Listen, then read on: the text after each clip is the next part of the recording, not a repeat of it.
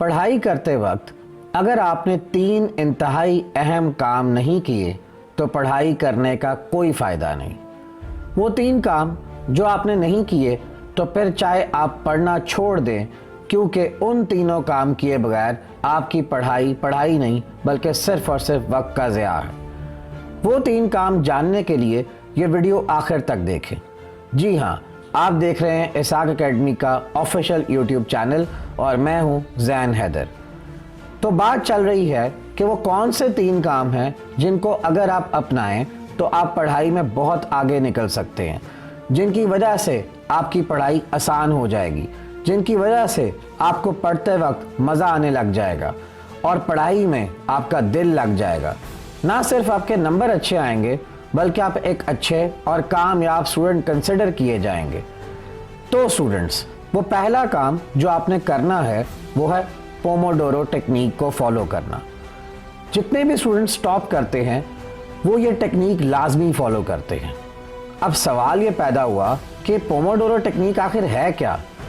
Students, जब आप पढ़ते हैं तो आपको बस 25 से 30 मिनट से पढ़ना है और फिर 1 मिनट के लिए ब्रेक लेना है।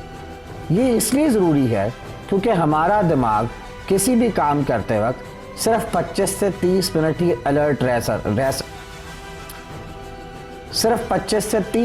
अलर्ट रहता है और उसके बाद वो अटेंशन खोना शुरू कर देता है।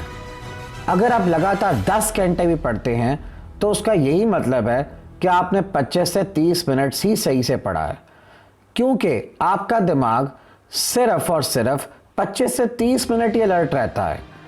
जब आप छोटा सा ब्रेक लेते हैं तो उसके बाद आपका दिमाग फिर से फ़ौरन अलर्ट हो जाता है। पढ़ते वक्त कभी भी 8 से 10 घंटे लगातार पढ़ने की गलती मत करें। पढ़ाई सिर्फ 25 से 30 मिनट करें, फिर 1 मिनट का ब्रेक लें, फिर मज़ीद 25 से 30 मिनट पढ़ें और फिर 1 मिनट का ब्रेक लें। ऐसे ही आपने रोज़ पढ़ा करना है। अगले ही दिन आपको नज़र आ जाएगा कि आपके दिमाग की अलर्टनेस और कंसंट्रेशन पहले से काफ़ी बढ़ गई है। जब आप ये टेक्निक रोज़ फॉलो करेंगे तो आप देखेंगे कि आहिस्ता आहिस्ता आपके दिमाग की अलर्टनेस और कंसंट्रेशन इतनी बढ़ जाएगी कि आप बगैर ब्रेक के भी 2 घंटे पढ़ने के काबिल हो जाएंगे। इसलिए इस पोमोडोरो टेक्निक को पढ़ते वक्त लाजमी इस्तेमाल करें।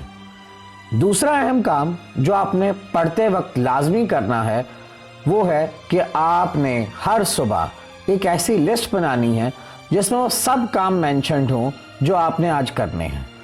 उसमें सब मेंशन्ड हो कि आपने आज कौन कौन से सब्जेक्ट्स पढ़ने हैं। इसकी मिसाल बिल्कुल ऐसी है कि जैसे आप जब घर का कोई सामान बाज़ार से लेने जाते हैं तो हमेशा एक लिस्ट बना कर ले जाते हैं कि मुझे कौन सा सामान ख़रीदना है और कहाँ से ख़रीदना है।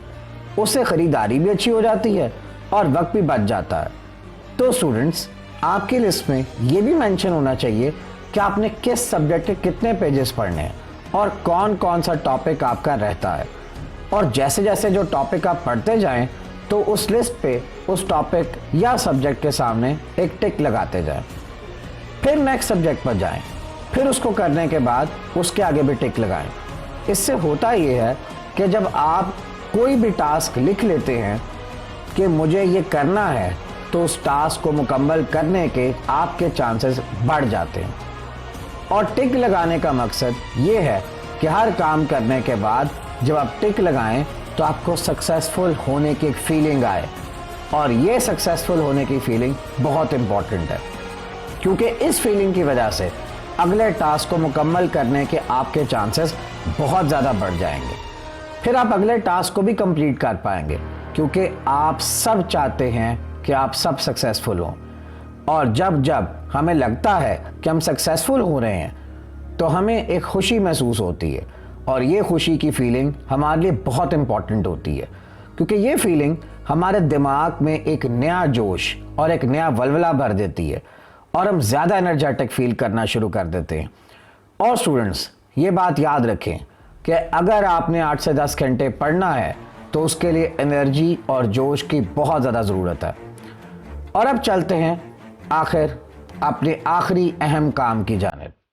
तो स्टूडेंट्स, जब भी आपने पढ़ना है तो आपने एक ही जगह पर बैठकर नहीं पढ़ना। क्योंकि अगर आपने एक जगह पर 3 घंटे से ज्यादा बैठकर पढ़ा तो उससे होगा ये कि आपका दिमाग बोर और सुस्त हो जाएगा। इसके लिए आपको अपनी जगह बार बार बदलनी चाहिए। कभी छत पर जाकर पढ़े, कभी चल चल कर पढ़े, जहां पे भी आपको सूट करे, लेकिन ये याद रखें कि कभी भी एक जगह पर बैठकर ज्यादा देर ना पढ़ें। तो स्टूडेंट्स, अगर आपको ये वीडियो पसंद आई है तो इसको लाइक करें और बाकी तमाम स्टूडेंट्स तक भी पहुंचाएं ताकि वो भी अच्छे तरीके से पढ़ सके। और अगर अब तक आपने हमारा चैनल सब्सक्राइब नहीं किया है तो इसको सब्सक्राइब करें। शुक्रिया।